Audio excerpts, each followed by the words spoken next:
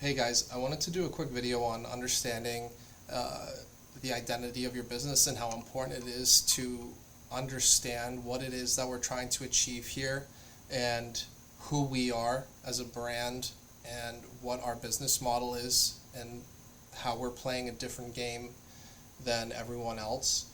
Um, and that there's going to be people who are going to question it because it's counter trend at the moment.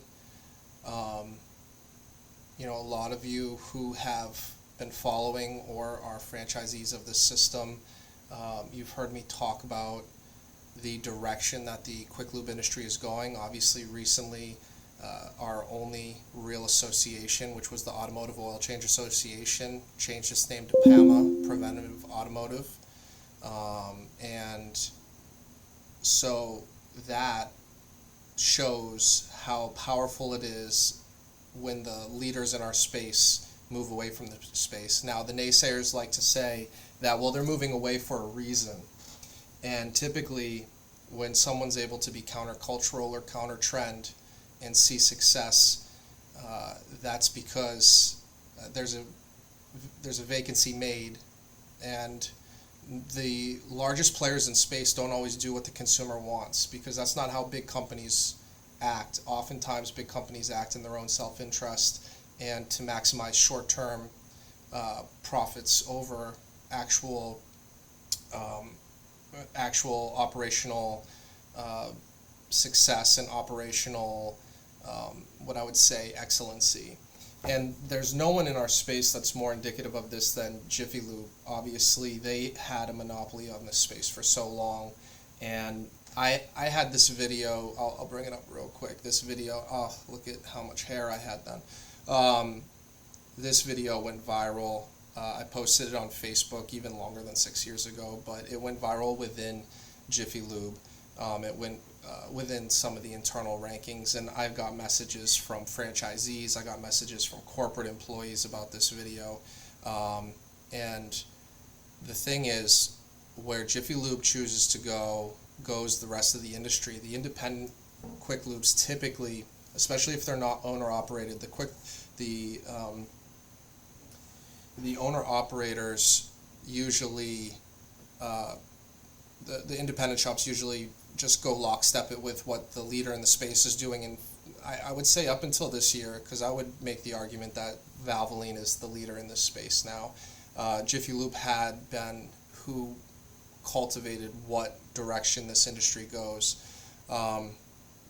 And really, we've been opening stores now since 2021. We've opened 30 plus locations. We crossed 50 locations. We've got another 30 in the pipeline for the remainder of the next 2 quarters.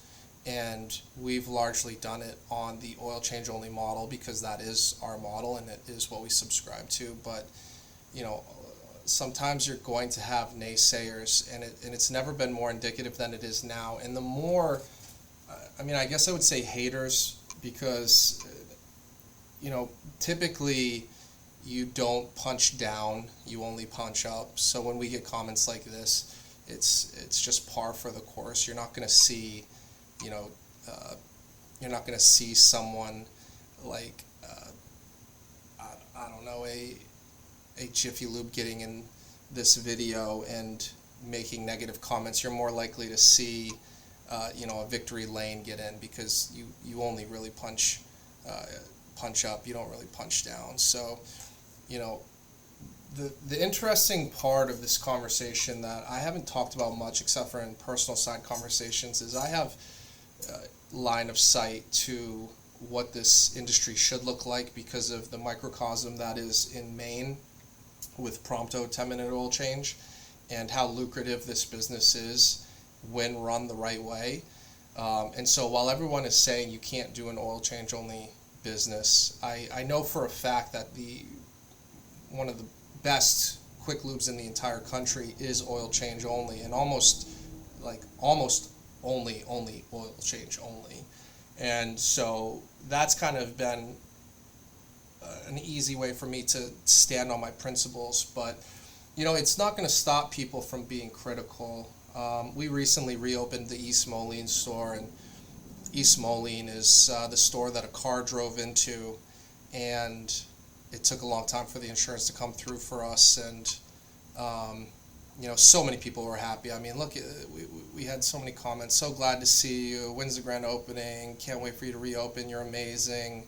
We're happy you're back. It was definitely like 99% positive. And then this guy right here, Ben Prickett, which is a kind of another example of punching up. He owns a couple of small repair shops in Idaho and decided to call us the Bermuda Triangle of Quick Lubes. And that's what I'm going to title this video, is the Bermuda Triangle of Quick Lubes, because it's so funny, because it's exactly how I feel about multi-care. These full service quick lubes do not have an identity anymore.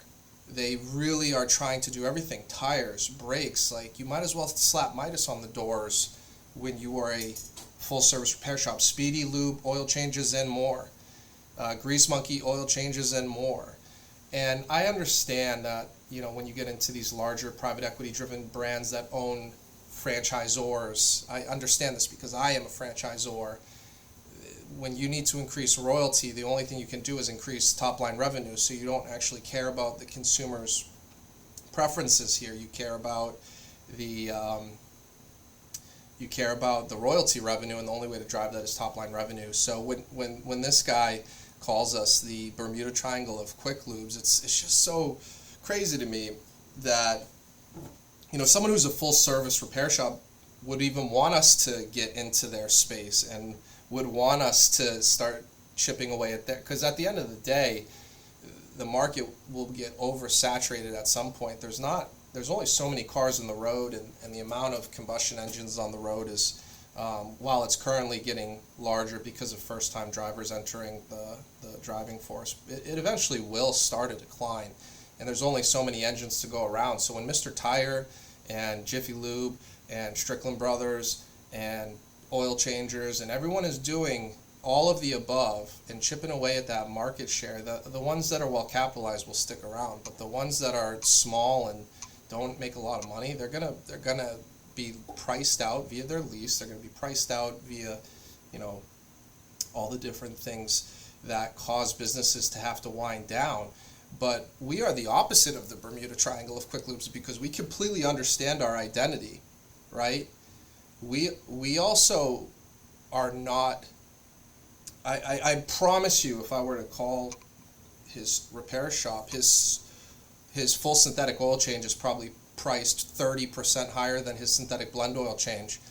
And the fact of the matter is, the cost of a gallon of full synthetic oil versus a gallon of synthetic blend is almost immaterial, right? It's not that much money. It's a very sneaky secret in this space that we're pricing our full synthetic oil changes so dramatically higher than synthetic blend or conventional oil changes, which, by the way, is also synthetic blend oil. It's borderline extortionist the way that we price oil changes. And so when we do a full synthetic oil change that's priced similarly to that of the full synthetic, or the same as our synthetic blend, or the same as our synthetic blend, we're not, we are really doing price discovery more than anything. And so I think it's funny for us to be referred to as the Bermuda Triangle of Quick Lubes, when I don't think there's anyone else in our space, barring a handful of smaller chains, that actually understand exactly what they're trying to do and what they're trying to accomplish. So this was kind of a few different topics all tied into one, but I think this is an important conversation for us to have as people in the quick lube space. And Dom's one of our employees. Thanks for coming to our defense, Dom. But we got it, buddy. Thanks. That's it. Anyone has any questions, as always, you can email me, costa@costaoilchange.com.